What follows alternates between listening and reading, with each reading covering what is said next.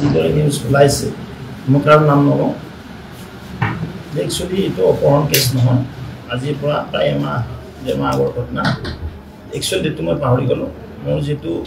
এটাই ল'ৰাটো আমাৰ আমিনগাঁৱত পৰে আৰু আমি বৰগাঁৱত থাকোঁ মই যিটো MLA হোষ্টেলত নাথাকোঁ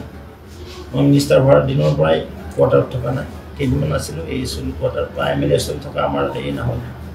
যা নহওক মোৰ নিজৰ ঘৰতে থাকোঁ আৰু আমাৰ ল'ৰাটো শুক্ৰবাৰে ঘৰত গুচি আহে তেওঁলোকে আৰু ময়ো আমি শনি ৰবিবাৰ যিটো ঘৰত থাকোঁ নৈমিত্তিকভাৱে শুক্ৰবাৰে ঘৰলৈ আহিছিল আৰু আহোঁতে টোলগেটত তাত কিছুমান বদমাছ ল'ৰা থাকে সিহঁতে কোনো নাজানে মানুহক কেনেদৰে ব্যৱহাৰ কৰিব লাগে বা কিমান টাইম থাকিব লাগে টোলগেটত কিমান সময় সাধাৰণ জনতাই ৰখিব লাগে এইবিলাক কথা তেওঁলোকে ফ'ল' নকৰে যাৰ বিনিময়ত তেওঁ বহু সময় তাত ৰখি থাকিব লগা হৈছিল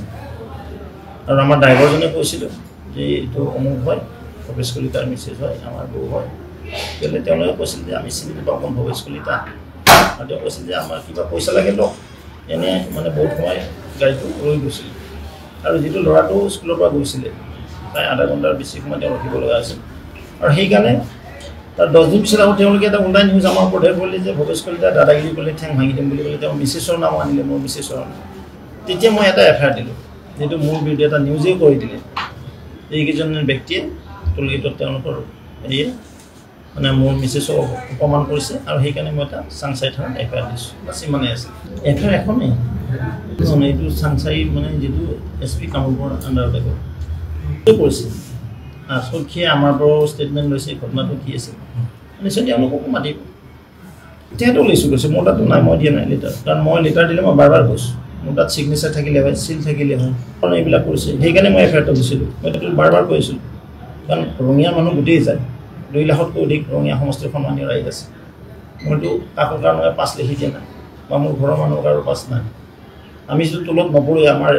যিটো বাই বাৰ্থ আমি বাহিৰতে চালি যাওঁ আমাৰ পৰা টোলগেট 5 কিলোমিটাৰ ৰেডিয়াছ যিটো as per ministry of road transport 18 কিলোমিটাৰলৈকে ৰেডিয়াছলৈকে তলত নপৰে আৰু আমাৰ কোনো প্ৰয়োজনেই নাই যে তেওঁলোকে কাউন্সেলিং কৰিব লাগে বিহেভিয়াৰটো কেনেকৈ হ'ব লাগে তাত স্মকিং কৰিব নালাগে এইবোৰ মাজে মাজে আমি চিগাৰেট খোৱা দেখা এইবিলাক কৰিব নাপায় নহয় পাব্লিক প্লেছত সেইবিলাক কথা মালিকপক্ষই যদি ভালদৰে বুজাই দিয়ে কাউন্সেলিং কৰে যে এইবিলাক আহিলে তেওঁলোকৰ VIP ৰোড কোনটো ফাষ্টেগৰ কোনটো বা নৰ্মেল পেচেঞ্জাৰৰ কোনটো এইবিলাক কথা যদি ঠিক হয় ভালদৰে চলিব আৰু সেইকাৰণে মই FIRটো দিছিলোঁ অকণমান তেওঁলোকে জানক অকণমান শিকক FIR দিয়াৰ কেইবাদিন হ'ল মই আপোনালোকেও কৈছিলোঁ যে আপোনালোকে মোক ৰিয়েকশ্যন দিছিলোঁ মই ৰিয়েকশ্যন কৰোঁ নিদিওঁ কাৰণ সেইবিলাক মানুহৰ লগত ভৱেশ কলিতাই যদি ৰিয়েকশ্যন দিব লাগিব বেয়া কথা মই আইনগতভাৱে এখন এজাহাৰ দিছোঁ ব্যৱস্থা লৈ আছে ল একৰ্ডিংলি প্ৰচিড কৰিব গৈছিলে মোৰ ওচৰত তেওঁলোকে সুধিছে মোক ছাৰ কি ঘটনাটো এনেকুৱা মই ডিটেইলখিনি আমি দি দিছোঁ আমাৰ ষ্টেটমেণ্টটো ল'ব লাগিব তাৰপৰা সিহঁতকো মাতিব মোৰ প্ৰতিটো অপহৰণ হোৱা নাই না প্ৰতি ঘৰত আছে স্কুলতো আছে বাবুক নিবৰ কাৰণে কাৰণ আমি নিজে থ'ব ল'ব যাওঁ মই ৰাতিপুৱা থাকিলে গুৱাহাটীত থাকিলে মই থওঁ আৰু তেওঁ দুপৰীয়া লয় থানাৰ বহুত কাম থাকে ন অকল ভৱেশ কলিতাৰ পিছত হৈ থাকিলে নহ'ব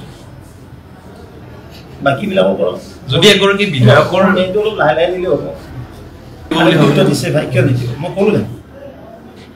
পুলিচ অফিচাৰ মোৰ নিজৰ ঘৰতে গৈছে মোৰ ড্ৰাইভাৰটো দিছে ছাৰৰ ঘটনাটো কি আছিল সেইবিলাক গুৰুত্ব দিয়া নহয় নেকি যি কৰিবলৈ কৰি আছে মই কৈছোঁ নাই ইমান আৰু নকওঁ দেই তেওঁ মোৰ মিছেছে কৈছিল সেই 3জন মানুহৰ নাম মই পিছত আইডেণ্টিফাই কৰিলোঁ কাৰণ মই চিনি নাপাওঁ এইগাল চিনি নাপাওঁ কাৰণ আমাৰ তলৰ কোনো সম্পৰ্ক নাই আমাৰ তলগেটো থিয় দিব নাই মই লাহে লাহে দিছোঁ